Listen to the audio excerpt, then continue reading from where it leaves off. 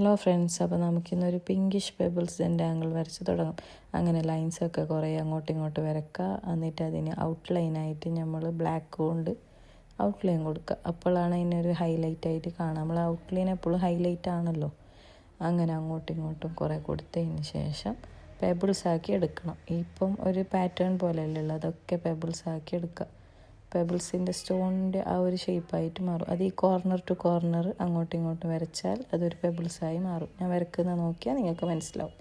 അങ്ങനെ അതൊക്കെ കഴിഞ്ഞ് ഇനി ആ പെബിൾസിൻ്റെ ഇടയിലൊക്കെ ഒരു ഗ്യാപ്പ് വരുമല്ലോ, ആ സമയത്ത് ഒരു ഗ്യാപ്പ് ഉണ്ടാവും. അതൊക്കെ ബ്ലാക്കിന് കൊണ്ട് ഫില്ല് ചെയ്യുക. അങ്ങനെ ബ്ലാക്ക് മൊത്തത്തിൽ ഫില്ല് ചെയ്തതിന് ശേഷം അങ്ങനെ ഇനി കളർ കൊടുത്ത് സെറ്റാക്കുക. അതിനുവേണ്ടി ആദ്യം ഡാർക്ക് ഷെയ്ഡ് നമ്മൾ ഒന്ന് ജസ്റ്റ് കോർണറിൽ മാത്രം ഡാർക്ക് ഷെയ്ഡ് മൊത്തം പെബിൾസിനും കൊടുക്കുക. കൊടുത്തതിന് ശേഷം നമ്മൾ കൊടുത്ത അതേ ഷെയ്ഡിൻ്റെ ലൈറ്റ് ഷെയ്ഡ് എടുത്തിട്ട് ഫുള്ള് പെബിൾസ് ഫില്ല് ചെയ്യുക.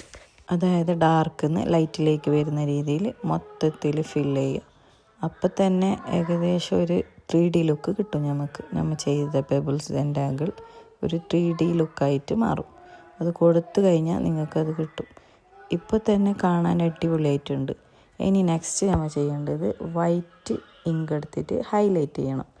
അതിന് വൈറ്റ് സ്കെച്ച് എടുത്ത് ലൈനും ഒരു ഡോട്ടും ജസ്റ്റ് ഒന്ന് ഇട്ട് കൊടുക്കുക.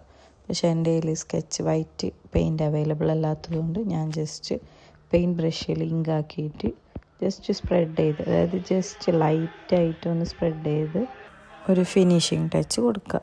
അങ്ങനെ നമ്മുടെ പിങ്കിഷ് പെബിൾസ് റെഡി ആയിട്ടുണ്ട്. ഇപ്പോൾ എങ്ങനെയുണ്ട്? ഒരു 3D എഫക്റ്റൊക്കെ വന്നിട്ടുണ്ടല്ലേ? വന്നിട്ടുണ്ടെന്നാണ് എൻ്റെ ഒരു തോന്നൽ. അപ്പോൾ എങ്ങനെ സബ്സ്ക്രൈബ് ചെയ്യാമല്ലേ? അപ്പോൾ ഓക്കെ, ബായ്.